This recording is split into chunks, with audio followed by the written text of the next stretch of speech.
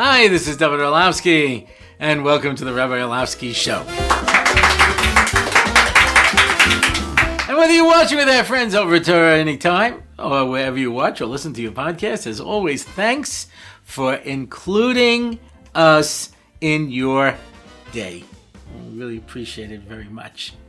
I'll start with my sponsor this week, Anonymous, and I have to say he has sponsored a lot of podcasts recently, and thank you so much, Anonymous.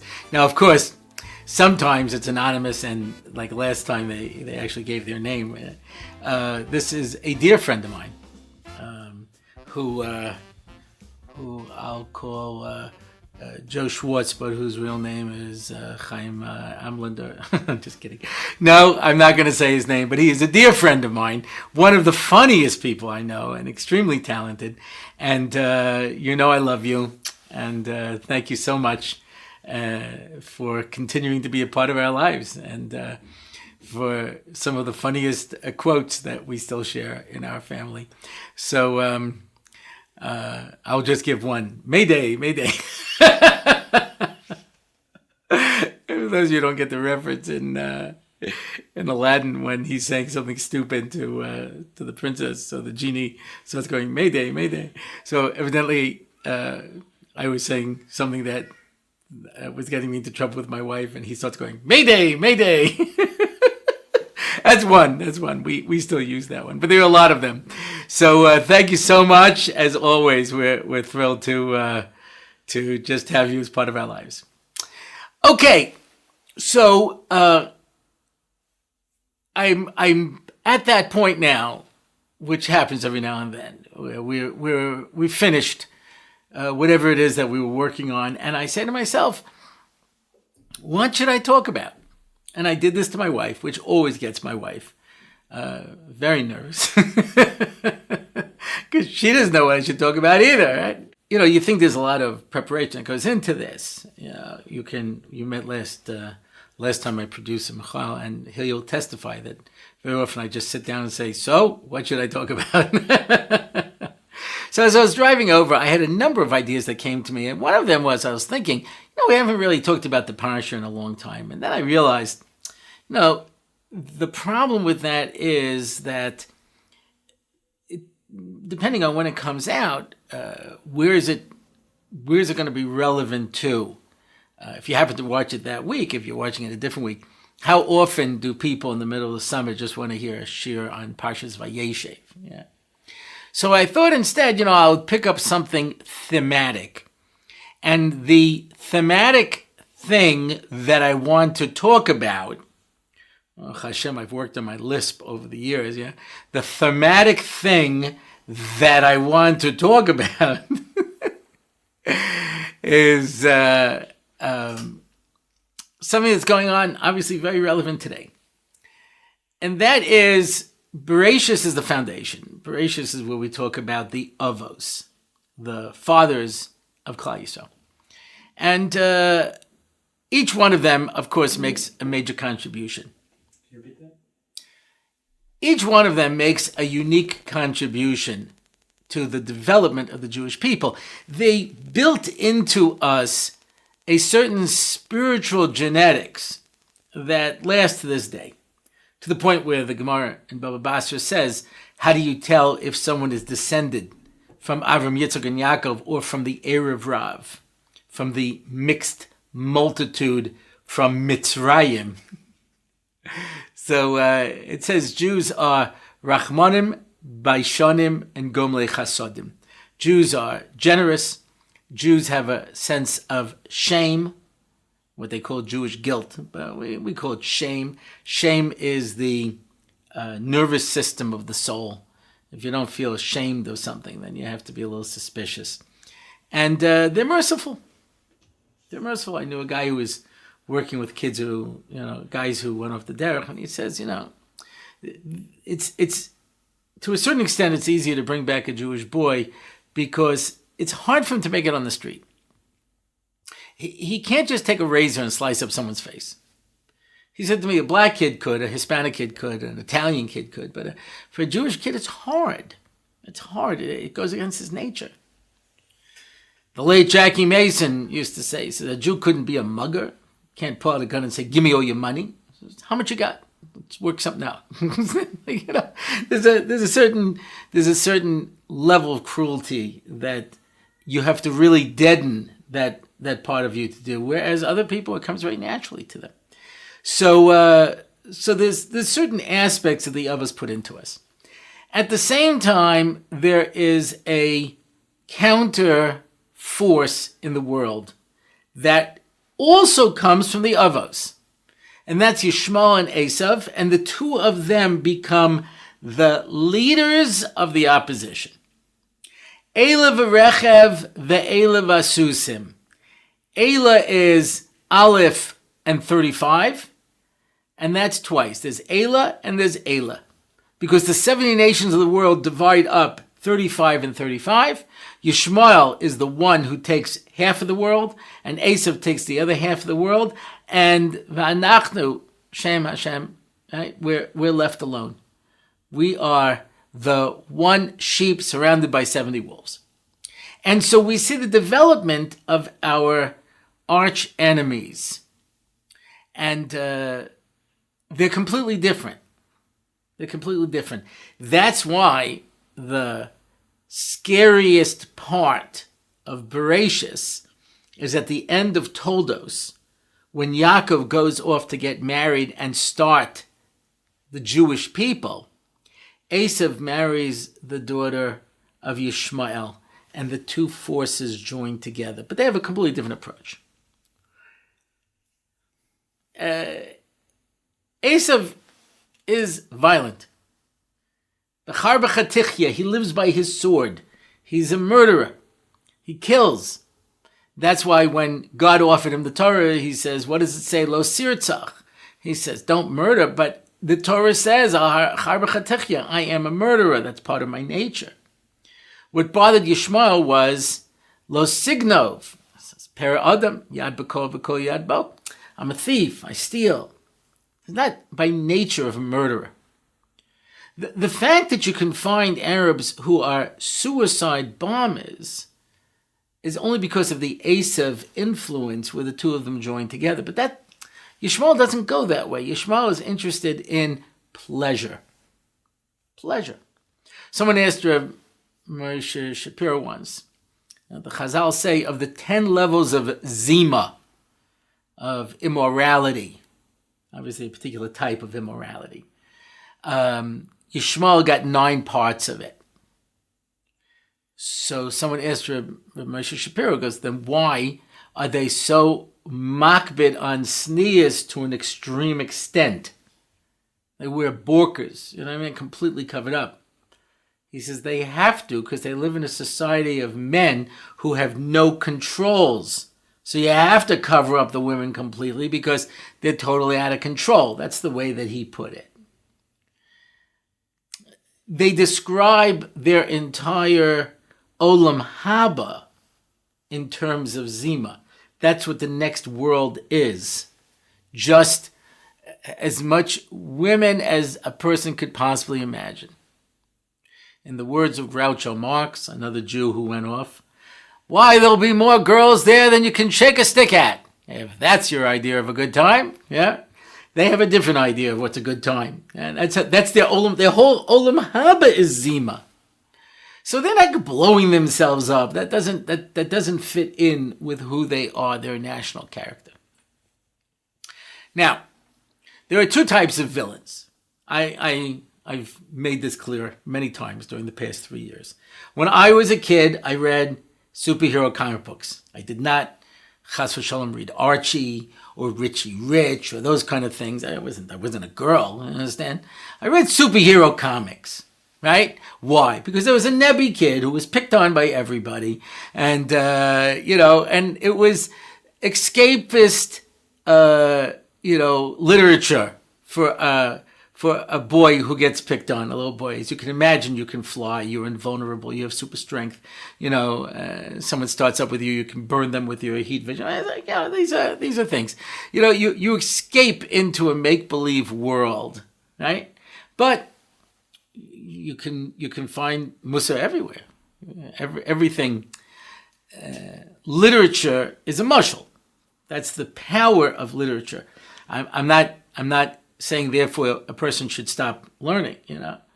Rabbi Meiselman, Hashiv Torah Moshe, these parents wanted their son not to continue in yeshiva and to go to university. They said, we believe you can find God in everything. You can find Torah in everything. You can find Torah in science. You can find Torah in literature. You can find Torah in history. And Meisner said, that's true. And you could also find Torah in Torah. And I might argue that's probably the most efficient way to get it. So I'm not suggesting that a person should stop learning, and read literature. But, if you want something to distract you when you're in your house in the room without a mezuzah, so classic novels are great because you can only read 2 or 3 pages at a time anyway. So it's like I've gotten through some of the most difficult classic novels that way. In fact, I was speaking once in a high school and I quoted something from Charles Dickens' Bleak House. And the director of the English Studies Department said to me, "You read Bleak House?" So I said, yeah. I couldn't get through Bleak House. How did you get through Bleak House? I said, 2 pages at a time. So there are things. Dickens was such a powerful satirist. He had such an unbelievable ability of finding foibles in life and making fun of it. Some of it was absolutely brilliant, And Barnaby Rudge, the fellow there who manages to manipulate the crowd. It's brilliant, In Little Dorrit, he has this character who just keeps talking. She talks for pages at a time. And as the book goes on, her speeches become longer and longer, and he takes out punctuation until it's just like one long sentence for like 2 pages. It's wonderful satire. So you learn things from everything. Everything can be used as a marshal if you know how to look for it. So superheroes have 2 types of villains.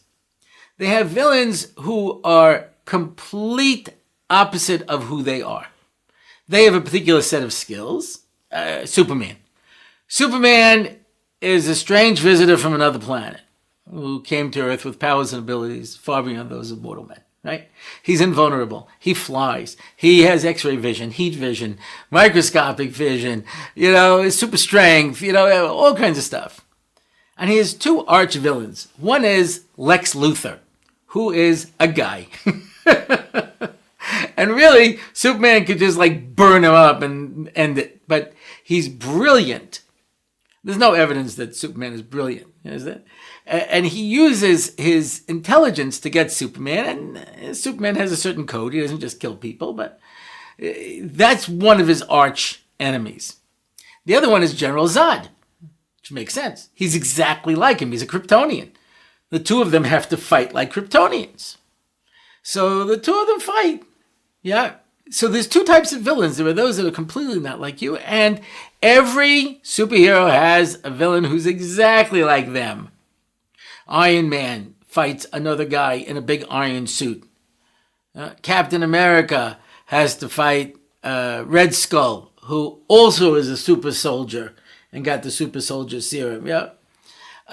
So he has to. Sometimes you have people who have the same exact skill set as you, and sometimes you have an enemy who's the exact opposite. Yeah. So we have one enemy who's the exact opposite of us. And that's Esav. Right? He is physical. He fights with the sword. And the difference of us and the way that it's summed up is Hakol Kol Yaakov v'Yadayim Yudei Esav. They fight and we daven. And that's our power. If we go one-on-one with him on his terms, we wouldn't be able to defeat him. He's the polar opposite of us. And then there's our other arch enemy, Yishmael. God will hear him. He has the power of Tefilla. And so the battle between us and Yishmael is in some ways more insidious because we're using the same weapon. You've got two guys in an iron suit. You have two Kryptonians, slugging it out. And Batman and the Joker, two psychopaths who dress up, who both happen to be brilliant and have a lot of strength. They're basically just the opposite sides of each other, but they're both using the same tools. Sherlock Holmes is Dr. Moriarty. Both of them are brilliant. That's how they go at each other. And they have very much the same skills. And the Maharal says that the final gullus and the final battle will be between us and Yishmael. Who will daven better? Who is going to use the power of kol better? And so, as I was thinking of this on the way to the Rabbi Orlofsky studios to film this episode, I thought to myself, how is it in 3 years I've never really talked about Tefilla? Now, I talked about the Yom Noraim Tefillas a little bit and things like that. And listen, there's only so much you can do unless you do a daily show where you're mamish giving a shiur in a particular topic or subject matter. I mean, I got through a summer just picking out one line from one Mishnah, from one parak of Pirkei Avos. You can imagine if we sat down to learn all of Pirkei Avos, how long that would take. Yeah. Because of Corona, my public shiur that I give on Motzi Shabbos was canceled until just recently. Parshas Noach, I started again. But we didn't have any in-person shiurim. And the reason that is particularly significant is that I've been doing a series for years now where I base myself on a concept. You find in the shluchei, you find in other places. We say the al-chet according to the aleph beis, because since the world was created with the aleph beis, and we destroyed it with our averas, we need to rebuild it with the same aleph beis that was created. So that part of it is real. What I said is, if that's the case, there must be some connection between the letter and the koyach of the letter that we're using and the particular averas that we mention. So, for example, on Mem we do Meichel v'Mishteh. We could have put that on Aleph, Achila v'Shtiyah. So, I've been giving a shiur. I started with Aleph and explained why the averas of Imutz, Lev, and Onis v'Ratzon, and Oshamnu tie into Os Aleph. And I said, I'm going to do one letter every year. And at the beginning, everybody was laughing because there's no way you're going to do this. So 22 years. Well, I got through Nun before coronavirus hit. So I'm more than halfway through. And we had to suspend it for the next 2 years. So there's always that idea that when you start a program that takes time, you have to wonder. I don't know if anybody's familiar. There was this woman in Scotland, J.K. Rowling, who wrote this series of children's books. And she managed to keep a mystery going for 6 books. And they were waiting for the 7th book to come out, and you really didn't know what was going to happen. And people used to say, what would happen if she died before the book came out? Now, in fact, that happened to Charles Dickens. Charles Dickens was in the middle of writing The Mystery of Edwin Drood when he died. The irony is they actually made a Broadway play out of it. And they performed the entire book till they got to the part where he died. And the narrator would come out and he'd say, and at this point, Mr. Dickens looked at what he had written, with a certain sense of satisfaction, put down his quill, and died. So we don't know how it ends. So the audience got to vote on who was the murderer, who's the love interest, and they had a whole bunch of different endings to play out based on what the audience would vote for. And the actors would come out into the crowd and try to get people to vote for them. But, if you don't know the ending, so that's why you start something like this, it's going to take 22 years to finish. You hope you have a Riches Yamim. I was doing Mishlei with the Gra, going to shiurim with Moshe Shapiro. He did not get very far in the Sefer, unfortunately. Don't get me wrong, we spent years on it, but at the end of the day, Mishlei is a big Sefer. And he could spend many shiurim on one line in the Gra. He had a lot to say on the subject. So, in any event, I realized in all of the things we've talked about, we never really talked about tefillah, and there's a lot to say on the subject. So I'm going to be talking in the weeks ahead about tefillah, which I think is something that is so essential. I want to start by telling you a story. I was the Long Island director of NCSY for 9 years, and we had 2 divisions. We had the senior division and the junior division. And the junior division were younger children. And for the younger children who weren't as good as expressing themselves, older children are very good at expressing themselves. They go, I don't have to take this.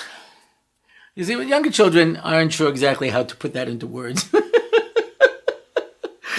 very often just go. So we'd give them a questionnaire, different questions. What part of the program did you think was the best? What part of the program didn't you like? What did you think of the food? What did you think of the night program? Were there any particular advisors that you thought did a really good job? Things like this. So one of the questions was, what did you think was the most important part of the program? And Shabbaton after Shabbaton, the number one answer was Tefilla. Later on in the questionnaire, when they asked the question, what part of the program did you like the least? The number one answer consistently was Tefilla.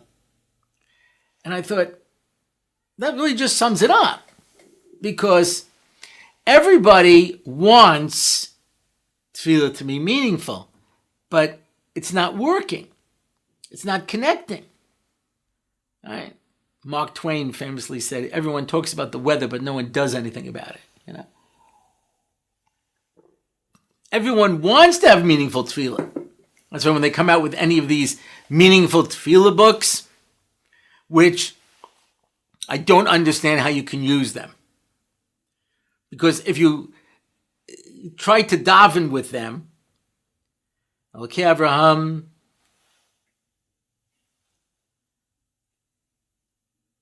silent reading for 4 pages.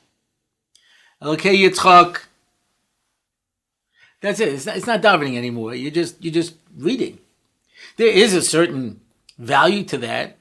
When I was in NCSY, we used to sometimes have an explanatory minyan for people who didn't know how to daven. So rather than have them sit in shul for hours not knowing what's going on, we would sit down and talk about the tefillas and what we're saying, and we'd say the Shema, and we'd work on some of the things.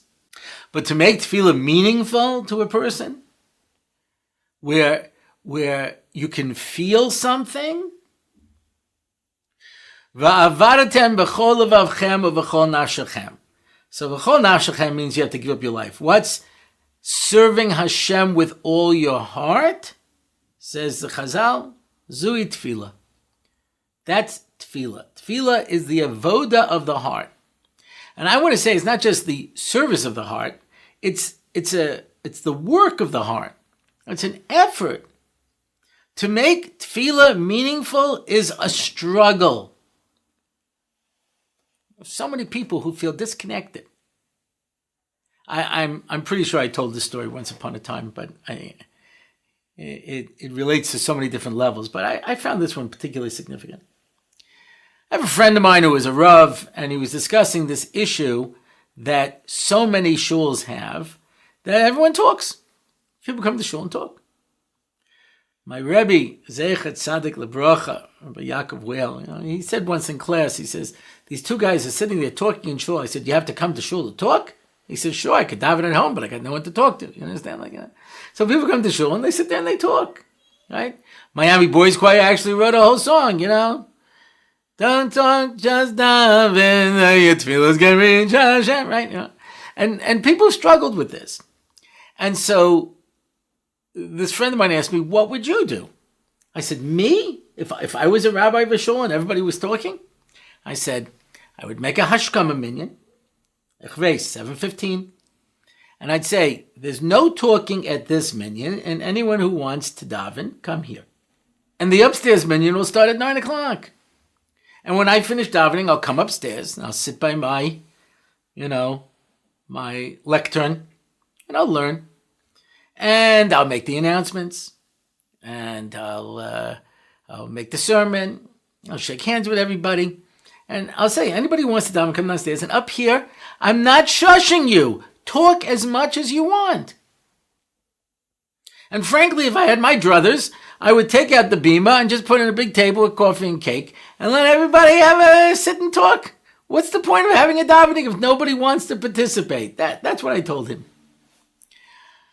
Anyway, I told this story over at someone's house, and this one guy is slowly sinking into the ground. And I see everybody looking at him. I was like, what? And he says, I'm one of the big talkers. I said, so it's a great idea, no? Get rid of the bima. Why should we interrupt your conversation with like the davening and the laning, You could just sit and schmooze. He says, you don't understand. I come to shul late. The first minyan is already having their kiddush. I could just go and have the kiddush with them. I said, I don't understand. He says, I want to come to shul. I want there to be davening, and I want there to be kriyas Torah. I said, but you don't listen. Right.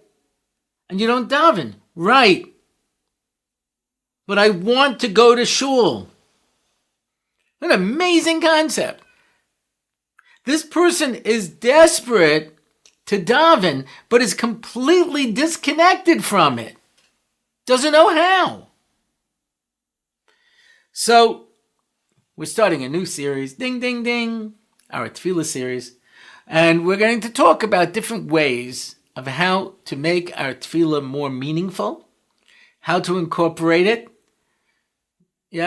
so that we can reach Hashem. So we're going to work on different things. That's what we're going to talk about, because since the final battle is going to be between us and Yishmael, and Rabbi Shapiro would speak about this many times, it's going to be between us and Yishmael, and it's going to be about davening. And not just davening, but Mesiras Nefesh. Remember, that's what Yishmael said to Yitzchak. Big shot. You had your bris milah when you were 8 days old. I had mine at 13. I have more Mesiras Nefesh than you. I've suffered more. A fellow I know who owns a garage, an Arab worker. And somehow they started talking about politics. Never a good idea. And he says, listen, eventually we're going to win and we're going to get the whole country. Because we're still willing to die for what we believe in, and you're not anymore. You're tired. You've had enough. And I thought, wow, amazing idea. He's saying exactly what Rashi says. The battle between Yitzchak and Yishmael is Mesiras Nefesh. And that's why Yishmael says, if a Kodesh Baruch Hu, he says, I had my bris milah when I was 13, and Yitzchak says, if a Kodesh Baruch Hu asked for my whole body, I would have it. That's why we had the Kedas Yitzchak, to show we have more Mesiras Nefesh than they do. We care more. And the Mesiras Nefesh necessary to daven, to reach inside of ourselves. He becomes a Rova Keshes. He becomes an archer. And in Parshas Vayechi, he says, Yaakov says, that I captured Becharbi u bekashti. So charbi is my chokhmah and kashti is my tefillah. Why is a bow and arrow? Because as far as you want the arrow to go, that's how far you have to pull back the bow. And so the more you reach inside of yourself and the more kavanah you have, the further it's going to go. So this is our battle. The battle between the archers.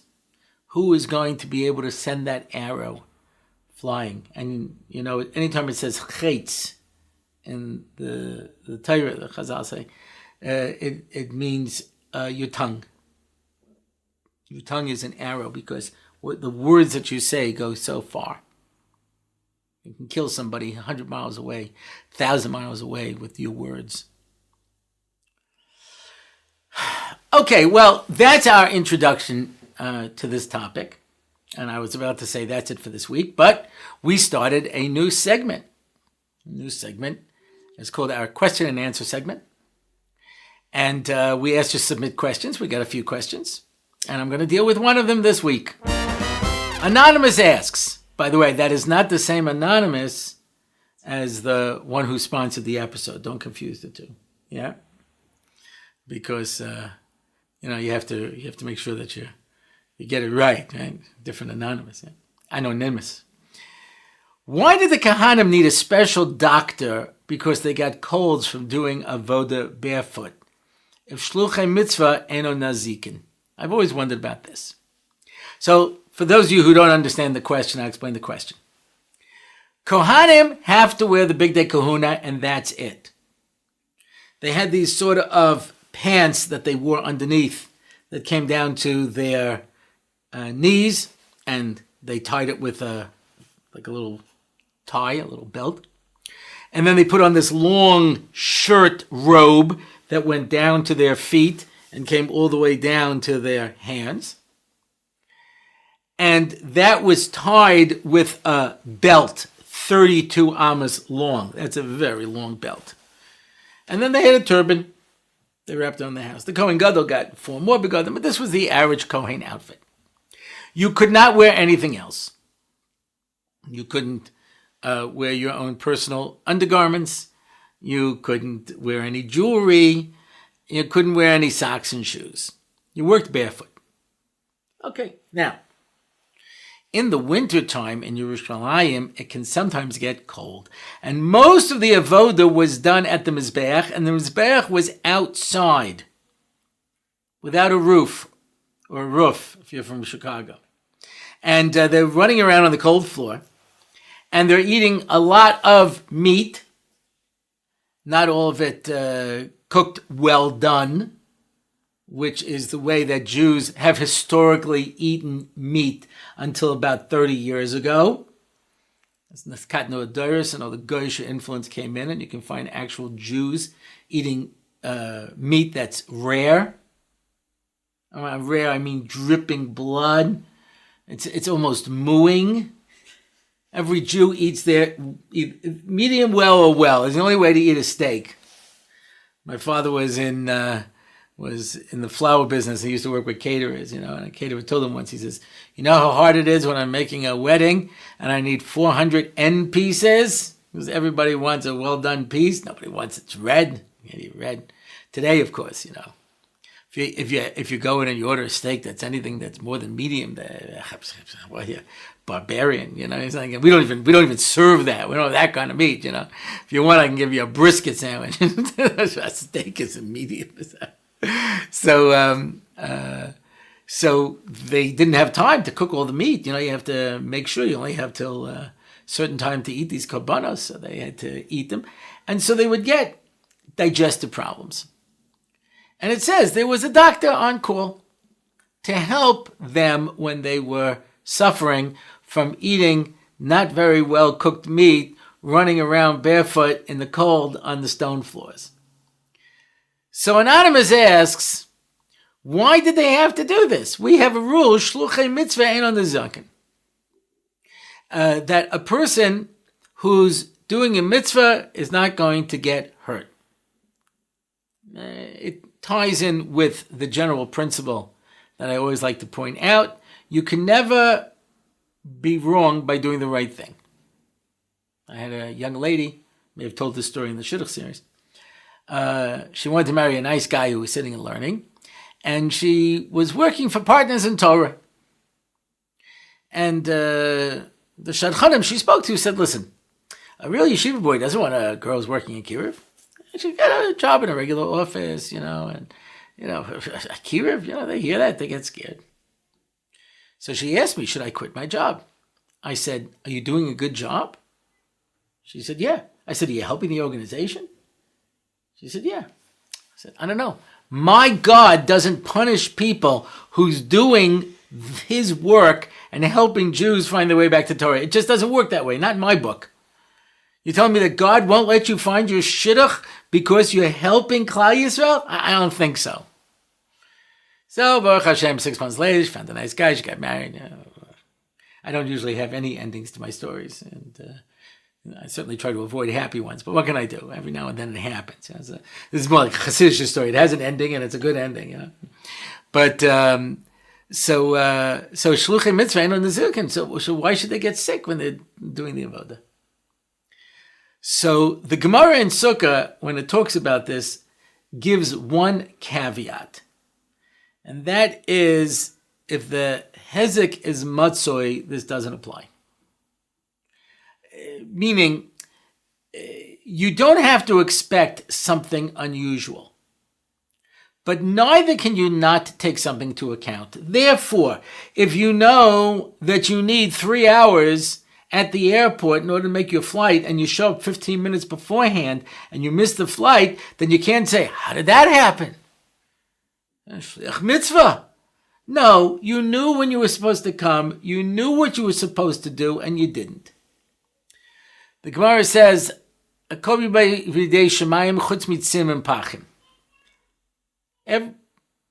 is in the hands of heaven except for hot and cold.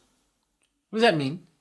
That means if it's a hot day and you went out and you didn't take water and you didn't take a hat, so then you don't blame HaKadosh Baruch Hu when you get heat stroke. And if it's a cold day and you went out without a jacket, without a sweater, without a scarf. I spoke in Muncie, and it was January or February or something like that. There was some sort of Arctic vortex. It turns out that it was colder in New York, well, certainly in Muncie, than it was at the North Pole. So I put on thermals, and I put on a sweater, and I put on a coat, and I put on earmuffs, I put on a face mask. It was freezing cold. You just walk outside with nothing, and then you're surprised that you got sick. You don't have a right to say that. Therefore, they weren't doing anything that was unusual if you walk around barefoot on the freezing cold. Now, having said that, they didn't have a doctor in the first Beis HaMikdash. The level of Kedusha was such that even though this was called B'derech HaTeva, they had special protection. Above and beyond. It was much more of a supernatural nature. But the second Beis HaMikdash, which, don't get me wrong, also had Nisim. When they used to take the Trumas Hadeshin, those first ashes, and put it by the side of the Mizbeach, it absorbed into the floor. There was definitely Nisim that took place. But it wasn't outside of the realm of, I'm talking about life in the Beis HaMikdash, wasn't outside of the realm of what was called normal. And so you find certain things that took place in the first Beis HaMikdash that didn't take place in the second Beis HaMikdash. Therefore, if the Kohanim are acting in a way that's normal, and that's why the Gemara itself says, if you're a shliach mitzvah, but you're doing something that you know is going to cause problems, then you don't have that special protection. You have the special protection that, you have to take into account that, I don't have to be afraid. Having said that, of course, you're only smart if you take precautions. Shlomo Zalman Auerbach's father had a yeshiva in Yerushalayim, and he went to collect money. And on the boat back, so this non-Jewish thug attacked him. And he said something, and his hand froze. And he says, stop it. And the whole crowd is forming. I can't move my arm. He goes, are you going to bother me again? He says, no. And he says something else, and his arm went down. And from that point onwards, even though they suspected that he was carrying money, nobody bothered him. And his son, Shlomo Zalman, came over to him afterwards and said, Tata, how much did you pay the guy? It was a clever ruse in order to frighten the rubes on the boat to make sure that they did not come and attack him. So you take precautions. It's smart. You can't go wrong by being smart. Yeah. You have to take normal precautions into account. Therefore, the Kohanim working in the Beis HaMikdash, they would be protected from an earthquake, a lightning bolt, you know what I mean? What we call acts of God. But within the normal functioning of nature, you have to figure that they have to take precautions. And that's it for this week. Thank you for sending in questions. We'll deal with more of the questions in the future. And that's it for this week. If you want to find out more about the show, you can go to RabbiOrlofsky.com. You can leave a comment. You can join our live shiurim online. We have Daf Yomi Shir, Mesiras Nefesh Shir. Go to RabbiOrlofsky.com/live.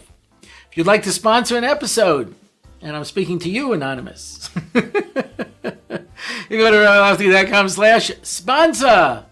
And of course, if you'd like to submit a question for our new question and answer segment, go to RabbiOrlofsky.com/QA. That's it for this week. Thank you again for joining us. I'm Dovid Orlofsky, and this is the Rabbi Orlofsky Show.